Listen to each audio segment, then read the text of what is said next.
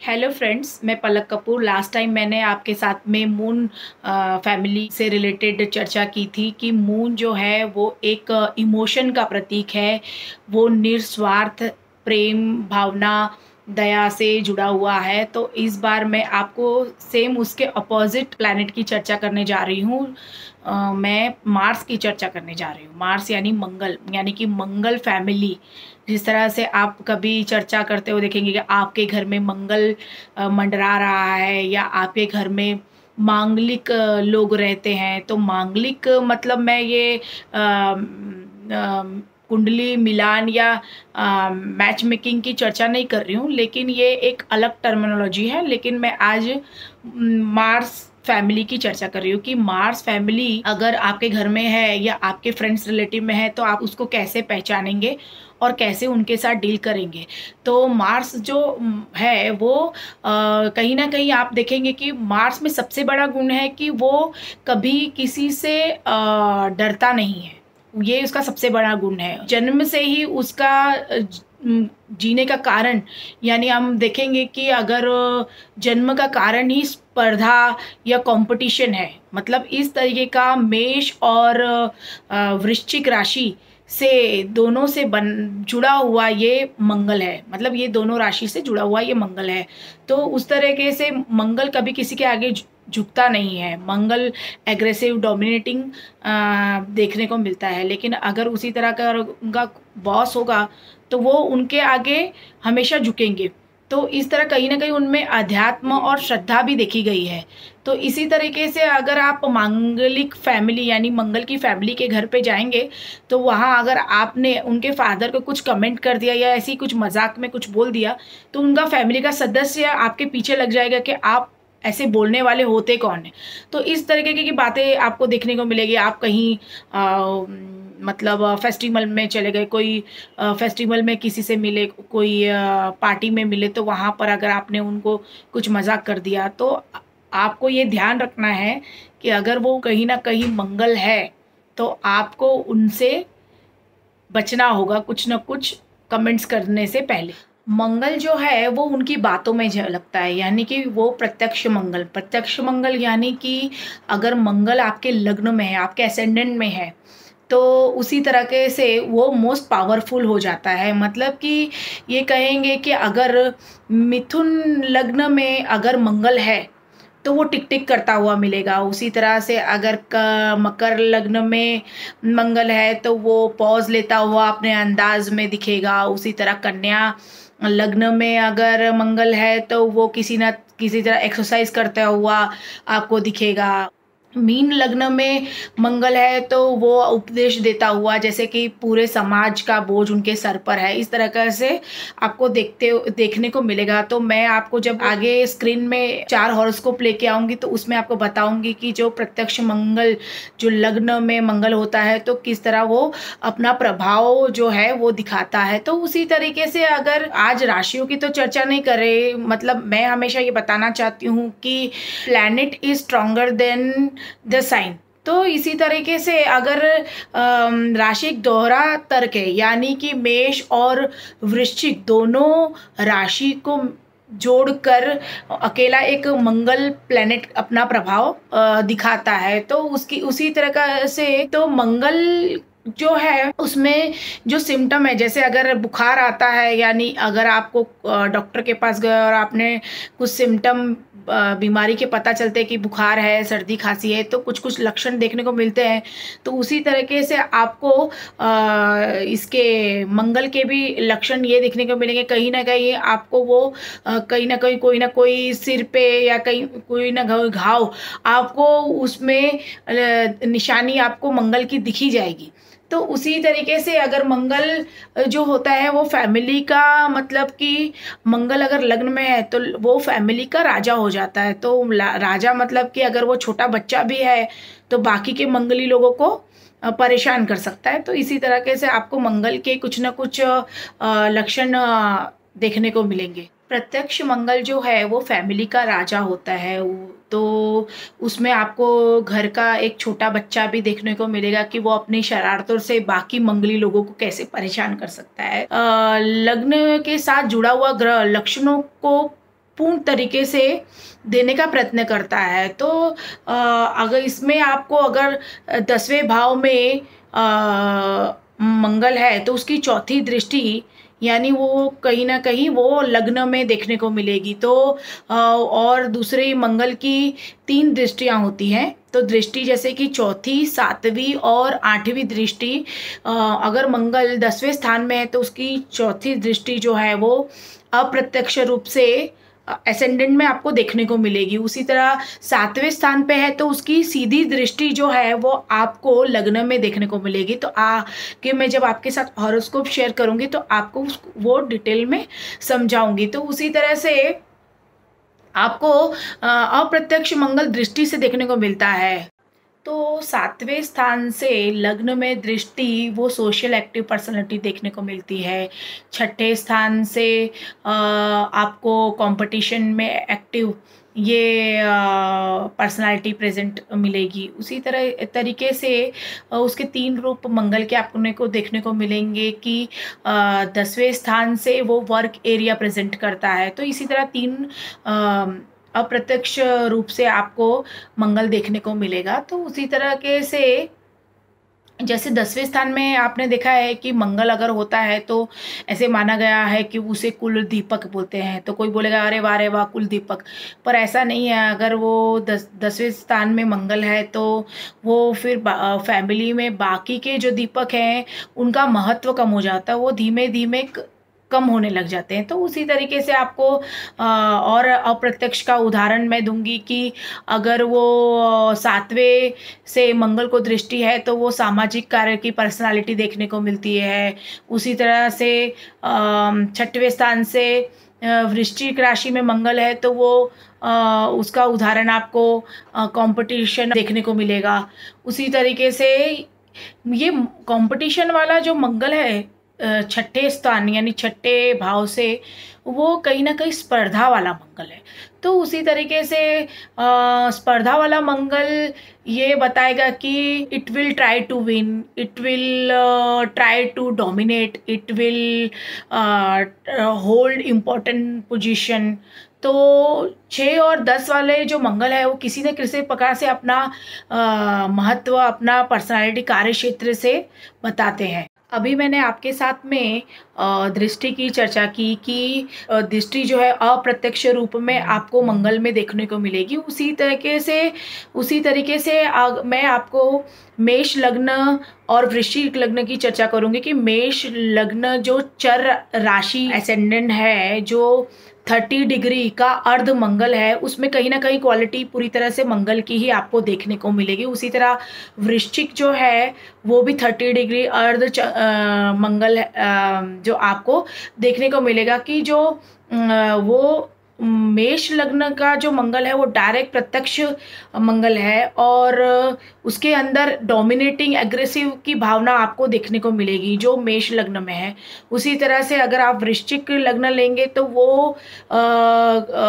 उतना डोमिनेटिंग नहीं, पर वो थोड़ा सहनशील और लंबे समय तक टिके रहने वाला और कहीं ना कहीं पॉजिटिवली नज़र आता है आपको। वो सब तरीके की पोजीशन, सब तरीके की स्थिति को संभालने वाला वो वृश्चिक वाला मंगल आपको देखने को मिलेगा, क्योंकि उसकी जो राशि है वो जल तत्व की राशि है। तो इसी तरह से वृश्चिक वाला मंगल जो है वो कहीं ना कहीं आपको ये स्टेबल दिखेगा। और जो मेष लग्न वाला मंगल है वो एग्रेसिव मार्स लाइक बुलेट। तो उसी तरह से आपको लग्न के बारे में मैंने आपको बताया। तो दोस्तों आज मैंने आपको लग्न में यानी आपके असेंडेंट में मंगल और आपके असेंडेंट में मंगल की दृष्टि और आपको लग्न आपका मंगल यानी कि आपका जो लग्नेश है वो मंगल है, ये आपको मेष और वृश्चिक राशि से बताया। तो उसी तरह से अगर आपकी राशि यानी आपकी मून राशि जो है वो वृश्चिक या मेष है तो उसकी भी प्रतिक्रिया मंगल की ही होगी। उसी तरह से जैसे मेष में मंगल यानी एक्टिव मार्स और वृश्चिक में मंगल यानी पैसिव मार्स, इस तरह से आपको देखने को मिलेगा। तो उसी तरह से मैं आज फिर से 4 हॉरोस्कोप बना के लेकर आई हूँ सिंपी की फैमिली की।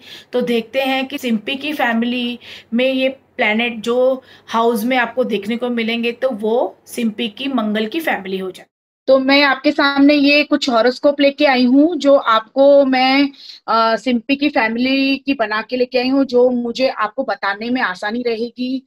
तो सिंपी, अगर तुम्हारी फैमिली में तुम्हारे भाई की कुंडली में अगर ये फर्स्ट हाउस में मंगल है तो वो यानी तुम्हारी फैमिली का सबसे ज्यादा स्ट्रॉन्गेस्ट लीडर मंगल बोलेंगे, जो यानी कि तुम लोगों को हर तरीके से तुम्हारे लिए ये भारी पड़ जाता है।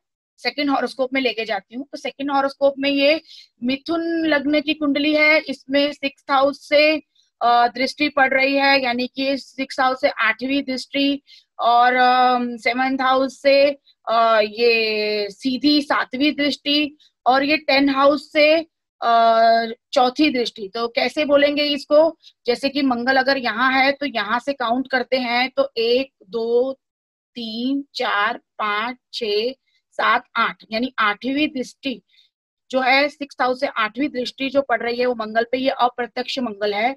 उसी तरह 7th से सीधी दृष्टि पड़ रही है, और उसी तरह से आपको 10 हाउस की दृष्टि मिलेगी।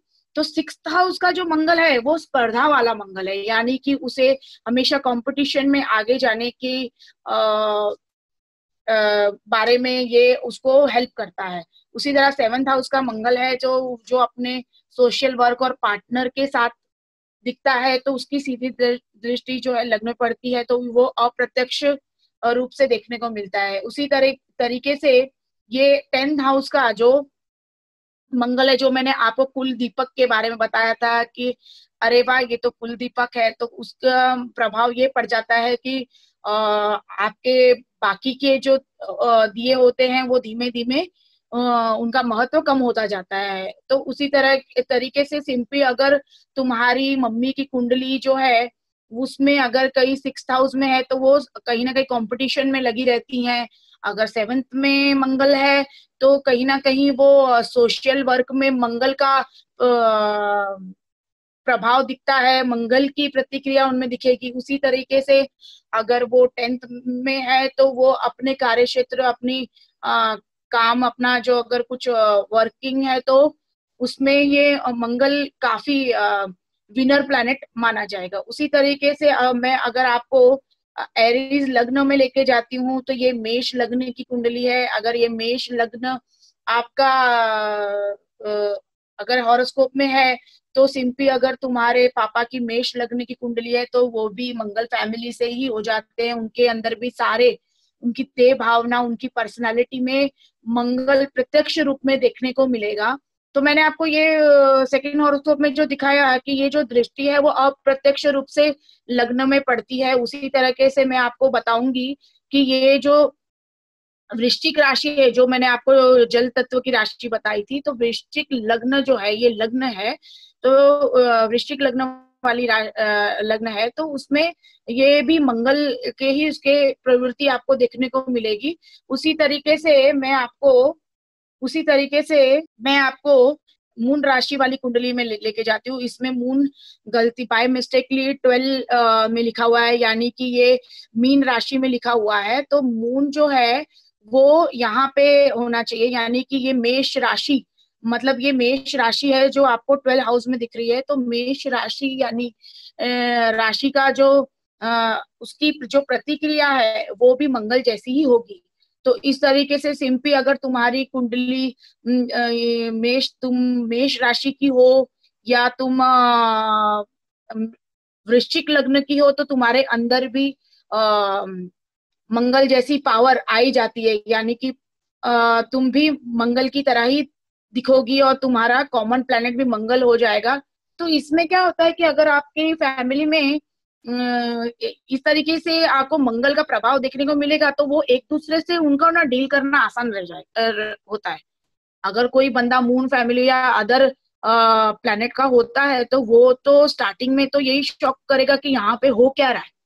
तो उसको ये मतलब कि अंडरस्टैंड करने में काफी टाइम लग जाएगा कि इन लोगों लोगों का नेचर, इन लोगों की जो स्टाइल है, जैसे मैंने आपको बताया कि इनकी जो कॉमन भाषा है वो मंगल वाली है, उसमें उसको समझने में उनको टाइम लगेगा। तो उसी तरीके से आप मैं ये हॉरोस्कोप दिखा रही हूँ जिसमें ये 4th हाउस में आपको मून दिख रहा है, यानी कि ये वृश्चिक राशि की कुंडली है कि अगर आपको कहीं पे भी वृश्चिक राशि का भी अगर बंदा मिलता है तो वो भी मंगल से कहीं ना कहीं जुड़ा है।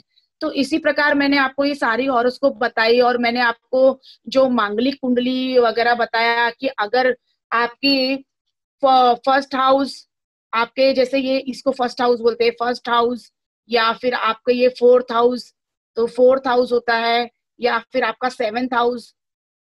तो मैं आपको ये इजी रहेगा। जैसे ये फर्स्ट हाउस में मंगल, सेकंड हाउस में मंगल, 4 हाउस में मंगल, और आपके 7 हाउस में मंगल, और 8th हाउस में मंगल, और उसी तरह से 12 हाउस में मंगल है, तो आप मांगलिक कहलाते हैं। तो मांगलिक कोई डरने वाली बात नहीं होती है, मैंने आपको वही एक्सप्लेन किया है और मैं बार बार वही कहना चाहूंगी कि ये विनर प्लैनेट है। उसी तरह फ्रेंड्स, मैंने आपको ये सब हॉरोस्कोप का एग्जांपल बताया जो आपको समझना आसान रहेगा। तो फ्रेंड्स, आज मैंने आपको मंगल प्लैनेट के बारे में 4 हॉरोस्कोप बताई। तो मंगल के बारे में आज मैं एक मैसेज देना चाहती हूँ कि कई सालों से लोग मंगल से बहुत डरते हैं और मांगलिक कुंडली ये स्थूल तर्क से, जनरल बातों से ये बताते हैं कि ये मांगलिक कुंडली है तो शादी नहीं करनी चाहिए, नहीं तो लड़का मर जाएगा शादी के बाद, या लड़की मर जाएगी, या फिर उनका तलाक हो जाएगा। तो ये बहुत ही जनरल बातों को लेके वो मांगलिक कुंडली बनाकर लोगों को भड़काते हैं, लोगों को डराते हैं। तो हमारे ये डेस्टिनी मैनेजमेंट में 10-15 साल पहले ये निरीक्षण किया गया, जो उसका तर्क बहुत अलग था। तो हमने ये देखा कि पाश्चात्य विद्वान जो 1860 में उनका ये संशोधन था कि जो मंगल जो है वो विनर का प्लैनेट है, वो मंगल जो है श्रद्धावान का प्लैनेट है। मंगल कभी भी हार नहीं मानता, वो अपनी जिद से, वो अपनी जीत से हमेशा अपनी भावनाएं प्रकट करता है। तो इसी तरीके से अभी कुंडली मिलान या गुण मिलान में ये लोगों की कल्पनाएं जो रहती हैं, तो वो व्यक्ति अपने अपने समाज के अपने अलग अलग रीति रिवाज, अलग अलग कल्पनाएं आपको देखने को, उनकी पद्धति देखने को मिलेगी। तो मंगल जो है यंत्र तंत्र ज्ञान और रिसर्च का प्लैनेट है। तो ये उसके अंदर इतनी पावर है, यानी कि आज के जमाने में अगर मंगल आपकी फैमिली में किसी के भी पास लग्न में मंगल है तो आपकी फैमिली विनर फैमिली मानी जाएगी। तो मंगल को आपको दूसरे नजरिए से देखना चाहिए, उसके गुण देखने चाहिए, उसके दोष नहीं। कुंडली मिलान में आपको 2nd हाउस, 7 हाउस और 11 हाउस, ये तीनों हाउस कुंडली मिलान के लिए देखे जाते हैं। अगर उसके अंदर मंगल की दृष्टि होती है तो थोड़ी सी कुंडली नेगेटिव होती है, लेकिन वो दृष्टि की वजह से आप विवाहित जिंदगी में स्पॉइल होगा, गड़बड़ होगा, ये मानना थोड़ा मुश्किल है। ये स्थूल तर्क है और ये जनरल तर्क की वजह से आप बड़े प्रेडिक्शन दें, जैसे हर 12 कुंडली में से 5 कुंडली तो आपको मंगल की ही मिलेगी, तो इसमें मंगल दोष है, ये मांगलिक कुंडली है, तो इसमें आपका विवाह नहीं हो सकता, ये होगा, बड़े बड़े प्रेडिक्शन देना ये थोड़ा गलत है। आपको ये सकारात्मक तरीके से देखना चाहिए कि मंगल के अंदर कितने गुण हैं, जो आज के जमाने में जैसे लड़कियों को स्पोर्ट्स में या कराटे में भेजते हैं, तो अगर उसके लग्न में मंगल होगा तो वो इसमें आगे जीत पाएंगे, आगे बढ़ पाएंगे। तो इस तरीके से मंगल को आपको पॉजिटिव स्टडी करना चाहिए। तो फ्रेंड्स, अगर आपको मेरा ये वीडियो पसंद आया है तो फ्रेंड्स प्लीज सब्सक्राइब कीजिए, लाइक कीजिए और अपने कमेंट्स मुझे भेजिए। नमस्ते, हमेशा खुश रहिए।